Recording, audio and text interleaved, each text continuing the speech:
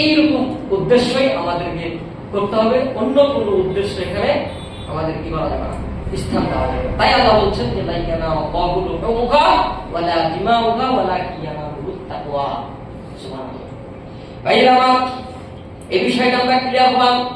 আমরা এখন কুরবানির গুরুত্ব জানার চেষ্টা করব, যে কুরবানি আসলে কেন করব, কিসের জন্য করব, কিসের জন্য করব, সেটাও আল্লাহ তাআলা কোরআনে 22 নম্বর সূরা আল-ফাজর 34 নম্বর আয়াতে আল্লাহ তাআলা স্পষ্ট করে ওয়ালিকুল্লি উম্মাতিন জাআলনা মানসাকাল লিয়াযকুরু ইসমাল্লাহি আলা মা রাযাকাহুম মিন বাহিমাতিল আনআম ফাইলাহুকুম ইলাহুম ওয়াহিদুন ফালাহু আসলিমু ওয়া বাশশিরিল মুমিনিন। সুবহানাল্লাহ। রব্বুল আলামিন চমৎকার ভাবে বলেন, আমি প্রত্যেক উম্মতের জন্য কুরবানি নির্ধারণ করে দিয়েছি, আমি প্রত্যেক জাতির জন্য কুরবানি নির্ধারণ করে দিয়েছি, যাতে তারা আমি যে তাদেরকে জীবন উপকরণ সহ চতুষ্পদ জন্তু দান করেছি, এই চতুষ্পদ জন্তু জবাই করার সময় আমি আল্লাহ আমার নাম উচ্চারণ করে।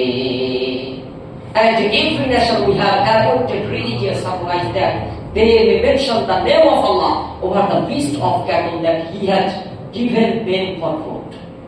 এখানে আবার আল্লাহ তাআলা এই খাওয়ার কথা বলছেন, যে তোমাদের খাওয়ার জন্য এই চতুষ্পদ জন্তু আমি কি করে দিয়েছি, নির্ধারণ করে দিয়েছি, কুরবানি নির্ধারণ করে দিয়েছি, যাতে তোমরা আমি আল্লাহ আমার নাম উচ্চারণ করে তোমরা কি করতে পারো, কুরবানি করতে পারো। তাহলে এই কুরবানিটা দেখেন, শুধু যে আমাদের জন্যই আল্লাহ তাআলা নির্ধারণ করেছেন তা না, আমাদের পূর্বে যে সমস্ত লোকের আগমন ঘটেছিল, যে সমস্ত নবী পয়গম্বরের আগমন ঘটেছিল, তাদের উপরও এই কুরবানি নির্ধারণ ছিল। সেই দিক দিয়ে আমাদের উপরও কুরবানি নির্ধারিত। দেখেন হযরত ইব্রাহিম আলাইহিস সালাম, সেই ঘটনা আমাদের সকলের জানা আছে, ইতিহাস। তিনি কত বড় একটা পরীক্ষা করেছেন। সুবহানাল্লাহ। আপনি গভীরভাবে ভাবলে আপনি অটোমেটিক্যালি আপনি কুরবানির প্রতি মানে আসক্তি হয়ে পড়বেন, আপনি কুরবানি দেওয়ার চেষ্টা করবেন, আপনি সর্বোচ্চটুকু চেষ্টা করবেন দেওয়ার জন্য, আপনি অবহেলা করবেন না। অনেকেই অবহেলা করে, গুরুত্ব দেয় না, সে প্রশ্ন পড়ে যাচ্ছে।